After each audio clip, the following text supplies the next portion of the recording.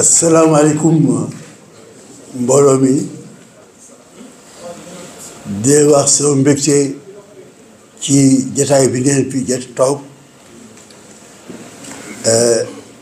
di commencer d'abord di sant di gërëm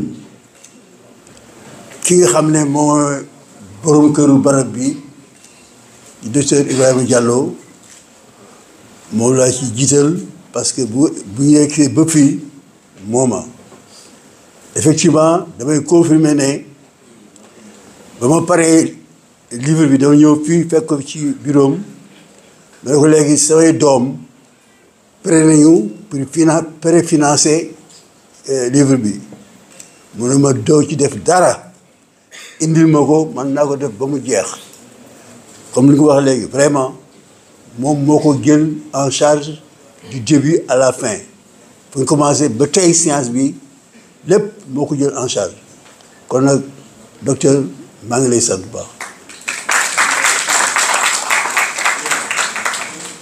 loolu passé ñi ma toogal fii aussi dama leen di sant parce que samay xarit lañu samay mbokk lañu samay àndandoo lañu ma jël si professeur Abdoulaye Bathily wax na ko suñu ànd yàgg na booba ñu nekkoon responsable PAI ñu nekk mouvement des élèves étudiants PAI ñuy xeex ci jamono Senghor ci événement 1968 yi moom mu nekkoon ci responsable étudiants yi fii Dakar xeex boobu ñëpp xam nañ ko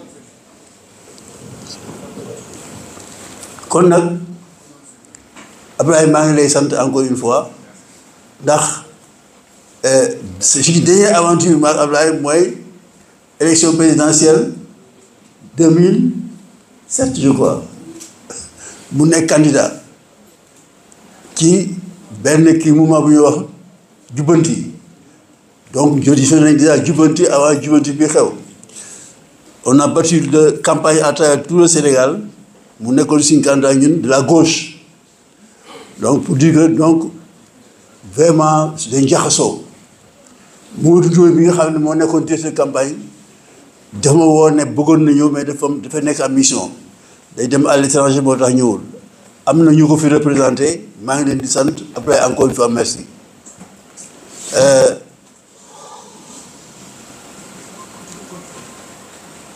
Le modérateur Massamba fi ñu xamante mooy Golfe Sud ñu effectivement Golfe Sud en 1982 bu ñëw foofu boobu vraiment si àll la woon boole Yamlan ñu fa dëkkoon bariwul mais ñi commencé di ñëw sama kër nag man Bawol laa fu ma nekk këru Bawol lañ koy wax day fees dell parce que loolu laa xam ba fii ma nekk fii ci Sacré-Cœur boo demee dafay riir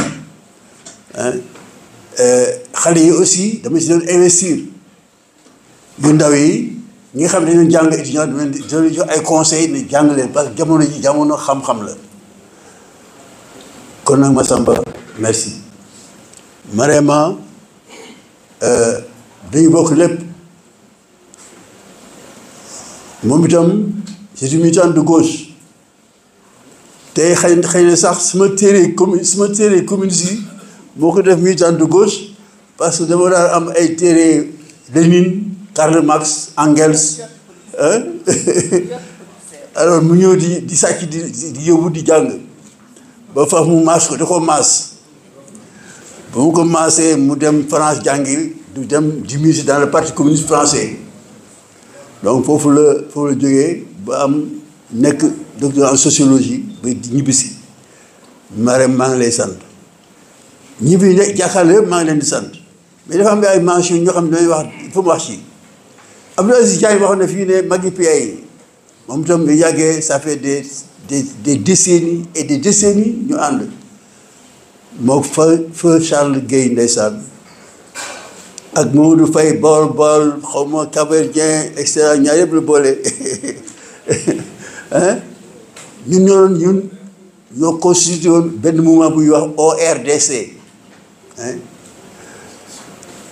dañ daan bind di waxtaane affaire bi pour lui changer Sénégal foofu lañ dem ba am relation ak Mamadou Dia. Mamadou Dia nous recevait une fois par semaine dans son salon ñuy discuter les problèmes du pays fii ci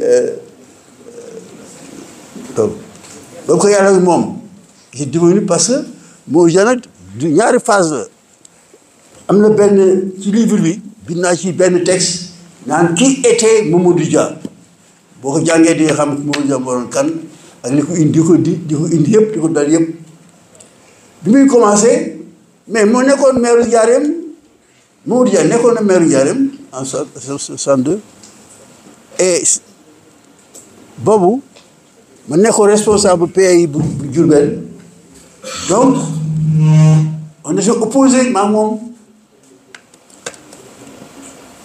dañu opposé woon maa moom mais ci événement 62 yi ba ko Senghor jàppee bu yóbbu ko Kédougou bu mu génnee il a fait son autocritique waaw xam ne nekkoon na ci PS mais PS doon place am comme ni ma ko wax ci texte bi kii Mamadou Dia ba ñu ànd ñun PAI ak Mamadou Dia ñu def li ñuy wax benn journal ànd soppi waaw ànd soppi bi moo ñu boolewaat opposition bi ñu nekkoon bu mu nekkee maire Diourbel ànd ba ñu boole ba ñuy yor ORDC dañu daan recevoir une fois par semaine que néegam ñu dem te bi nga xamee ne Abdoulaye gagné na en 2000 ñoo Mamadou Dia on a formé benn mouvement de soutien de l'alternance MSA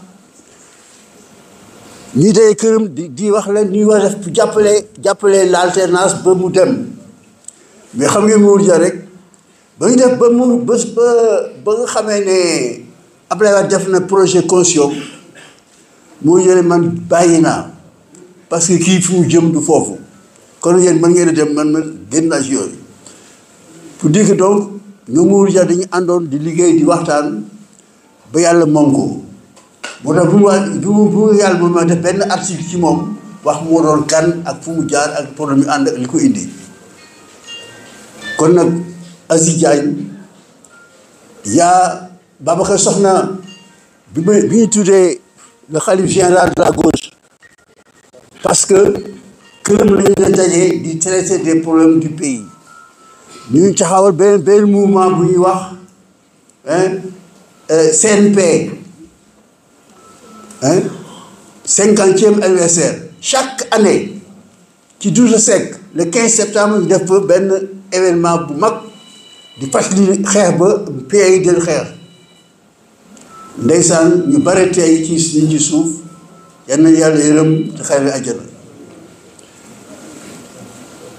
Babacar merci li ñuy xeex ba yow yaa Aziz man ngeen signé téere bii parce que yow fi def yéen naa ko doon àndal di ko def waaw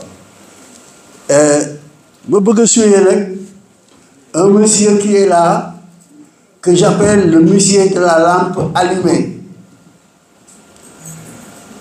loolu mooy lan dafa am benn waay boo xam ne doomu Sénégal la mais présence su armée française neexu ko mu ne dinaa defar benn système électrique boo xam ne lampe bi day tàkk di tàkk li fekk tubaab bi demul du fay te boo demee këram lampe ba ngay tàkk ba tey ah kooku nag wax dëgg yàlla et puis li ci bizarre c'est un militaire un général de l'armée mooy général Ousmane Kane bi toog fii boo demee kër boo dugg kër lampe ba ngay tàkk de guddeeg bëccëg la guddeeg bëccëg nee na du fay lu fay armée tout France yi demul ah comme ñi ngi yaakaar ñu dem on a mis en place un mouvement boo xam ne bis bu am demee buñ koy fay dañ koy feetal waaw ñu ngi ci tànk yooyu bind nañu sax président de la République bind nañu premier ministre bind nañu président assemblée nationale wala ne lii bu amee lii lañ bëgg a def parce que dafa symbolique que mieux même bu ñu ko fayee ñu fexe bu obélisque bële ñu taal fa un feu pour màggal événement bu bële parce que loolu mooy véritable indépendance Modou Faye nag mi ngi fi Modou Faye ORDC gërëm naa la yéen ñëpp yaa mi ngeen sant mais man dama yàgg nag ci làmb ji te wax dëgg yàlla dama am mbégte parce que le Sénégal le peuple sénégalais c'est un grand peuple doomi Sénégal am nañu askan wu am maanaam buy bañ dëgg la ñi ko seqal dañoo ëpp doole ëpp ñu xam-xam gën ñoo yeewu di ñu noot di wañaa suñu loxo téye suñu réew di ko doxal dëgg la jamono ju nekk am na ñoo xam ne dañuy bañ di bañ waaw dañuy dégg ñuy wax Lat Joor Jóob dañuy dégg ñuy wax Maba Jaxu Ba dañuy dégg ñuy wax El Hadji Omar Foutiyou Tall dañuy dégg ñuy wax Thierno Souleymane Baal Abdou Kader Kane Elimane Boubacar Kane ñii dañuy xeex mais malheureusement rapport de force yi toujours c'était en leur défaveur tubaab yi di nax ba installé suñu réew et c'était des batailles individuelles parce que dañuy ji nit muy xeex système bi ëpp ko doole wayaan ko jaar ci koom jàll ba indi fii colonisation mooy lan mooy foqati réew jàmbur ñu toog fa di fa dogal di dox lu neex mais bi ko tubaab yi ñëwee nag ba njàpp jaam jeexee ba la jeex ba jeex dañoo léegi day ñëw toog suñu réew téye ko di ko doxal ñun ñuy seetaan mais encore une fois les jeunes toujours dans toutes les séquences dans toutes les périodes historiques ñooy jël avant-garde et le premier mouvement politique dans cette partie de l'Afrique est né à Saint-Louis en 1912 ñu tuddee ko Parti des jeunes sénégalais et là le mot jeune apparaît Parti jeune sénégalais en 1912 la taxaw ñetti lañu jàpp Sékouta Diop kuy wax Sékouta Diop Lamine Gueye ak Papa Mar Diop ñoo ko samp et c'était pour la première fois ñoom benn moment buy délibéré et le verbe entrer dans l'action c'est important parce que Lat Dior n'avait pas ce comité qui réfléchissait qui échangeait Fodé Kaba Doumbouya n'avait pas cela, d'autres ne l'avaient pas. Mais enfin, pour la première fois, en 1912, on a mis sur pied une organisation capable d'échanger, de théoriser pour avancer. Et 2 ans plus tard, am na lu mu jur 1912-1914, la première alternance politique foofu la am. mooy bi nga xamee ne tubaab yi toog ñëw nañ jël suñu réew may nañ benn député may nañ ko dëkk Ndar en 1848 le premier député sénégalais mais Ndar rek la yemoon et booba dañ ko yemaloon ci tubaab yi ak militaires yi ñoom ñoo ma def campagne pour nekk député le premier député s'appelait Barthélemy Durand Valentin. Il a été élu le 4 novembre 1848. De 1848 à 1914, ñoom rek ay tubaab ay ñoo rek ay député. Mais avec le mouvement jeune parti jeune sénégalais ñu xeex ba benn nègre nit ku ñuul kooku gagné élection yi. C'était le 10 mai 1914. Muy Blaise Diagne. Ah, maintenant, les nègres étaient entrés dans l'histoire, ils commencent à dire Blaise Diagne, Galandou Diouf, Lamine Gueye, Senghor, Mamadou Dia, etc. Nous avons un grand peuple qui est tout sur la scène de l'histoire. Mais 1914, le nègre n'est que député. 1914, mais 2014, 100 ans, un parti de jeunes encore apparaît sur la scène politique, muy Pastef. Un siècle. 1914, parti jeune sénégalais. 2014, Pastef, patriote sénégalais pour le travail, l'éthique et la fraternité. C'est important. Et durant tout ce temps, les gens ont continué à lutter, à rejeter la colonisation. Et enfin, ce parti, 10 ans après, 2014-2024, est entré dans l'histoire avec la grande victoire du 24 mars 2024. Donc, je suis fier d'être fils du peuple sénégalais. J'étudie nuitamment, tous les jours, son histoire, pour comprendre ses faiblesses, ses forces, éviter, etc. Et encore une mention spéciale à sa jeunesse. C'est sa jeunesse à travers l'histoire, toutes les grandes luttes, les grandes grèves des chemins de fer, les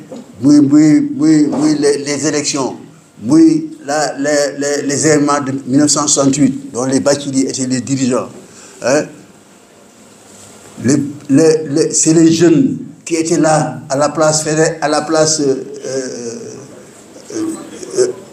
de l'indépendance, qui étaient en face du général de Gaulle, qui réclamaient avec les pancartes l'indépendance, qui avait mis en colère le général qui s'est levé en disant « Je vais m'adresser au porteur de pancarte, si vous voulez l'indépendance, prenez-la, je crois on va la prendre. » Wow. Donc on s'est opposé au général de Gaulle ici à la place s'appelait la place Projet. Projet qui était au gouvernement ici, c'est après l'indépendance qu'on l'appelle la place de l'indépendance. C'est là où tous les jeunes du Sénégal sont venus un matin du 26 août 1958 pour faire face au général de Gaulle en lui demandant 10 ans que nous avons. Mais malheureusement, il y a des forces progressistes dans un peuple et des forces rétrogrades. Et ce sont les forces rétrogrades qui ont remporté les élections avec le oui,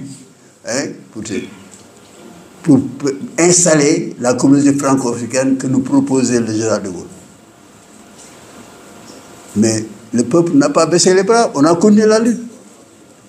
On a continué la lutte et on a, avec l'événement de Sékou Touré en Guinée, les gens avaient un exemple concret de l'indépendance, mais on a continué de demander l'indépendance. Et en 1959, Jean de Gaulle est venu ici pour dire bon, on va négocier pour avoir l'indépendance. Et dès le début de l'année 1960, on a commencé les négociations, mais malheureusement, on a négocié avec ceux qui ne voulaient pas l'indépendance et on a exclu ceux qui disaient pour l'indépendance. Ce qui a donné ce qu'on a eu ici.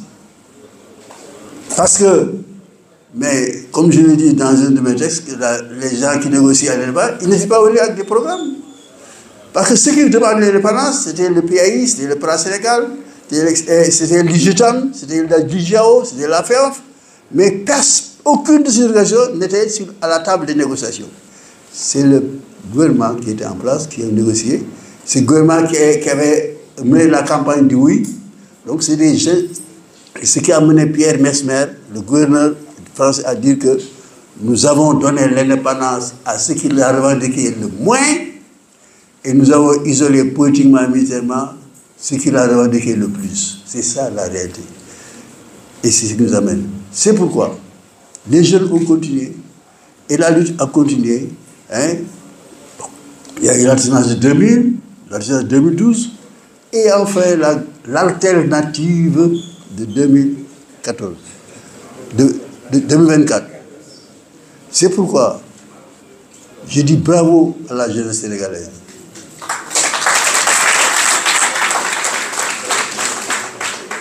Qui constitue les 75% de la population du Sénégal. C'est pourquoi celui qui a la jeunesse, mais il est dans le sens de l'histoire. Ken Mounichi Dara. Parce que la jeunesse va avec le savoir, avec la connaissance. Et quand vous voyez comment un pouvoir qui a tout, l'armée, la gendarmerie, la police, le budget, le foncier, di xoolee ba fokk ci nguur ci loxoom mais nga xam ne affaire boobu doy na waar. jaa ngeen jëf vraiment. Et ce livre-là nag je l'ai écrit pour la jeunesse sénégalaise. Il y a tout là-dedans. Il y a tout. Si vous êtes économiste, il y a l'économie. Si vous êtes financier, il y a la finance. Si vous êtes fiscaliste, il y a la fiscalité. Si vous êtes les lois du budget, j'ai commenté 3 ou 4 lois de finances dans le livre-là. Hein? J'ai commenté 3 ou 4 lois de finances ici. Et en matière foncière, mais aussi, machallah.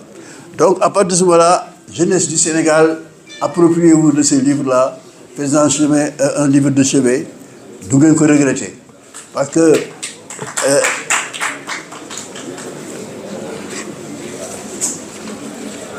la preuve, c'est que, voilà, par exemple, un texte que j'ai écrit en avril 1958 et que j'ai pu envoyer au journal Les Échos d'Afrique noire, qui était un journal d'un Français qui s'appelait Maurice Voisin. Nous donnons quoi Petit Gilles. Bon, de toute façon, mais je l'avais intitulé L'indépendance et les investissements. Mais c'est comme aujourd'hui. Aujourd'hui, on parle d'indépendance et d'investissement. C'était en 1968. Mais pas, ils n'ont pas dit ça. Et puis, je concluais cet article par ceci. Nous lutterons contre le régime colonial et pour l'indépendance, car elle est la seule voie qui mène à la solution urgente du problème africain. À bas la domination coloniale, vive l'indépendance complète de l'Afrique noire. C'était en 1968. Ah donc, est-ce que vous pouvez me faire des autres micros, s'il vous plaît? Donc, je crois que vraiment, mi ngi bëgg guddi kontaan nañu xale yi gën leen téere bi jàng leen ko page par page, article par article, vous verrez que c'est une règle, c'est intéressant parce que c'est mon expérience là ci def, son parcours là ci def, fi ma jaar xam na. Je rappelle ici l'entretien que nous avons eu à Cuba. Modiké Wade, Barra Goudiaby et moi-même, nous étions les trois responsables du groupe de Cuba. En face de nous, nous avions Fidel Castro et Che Guevara.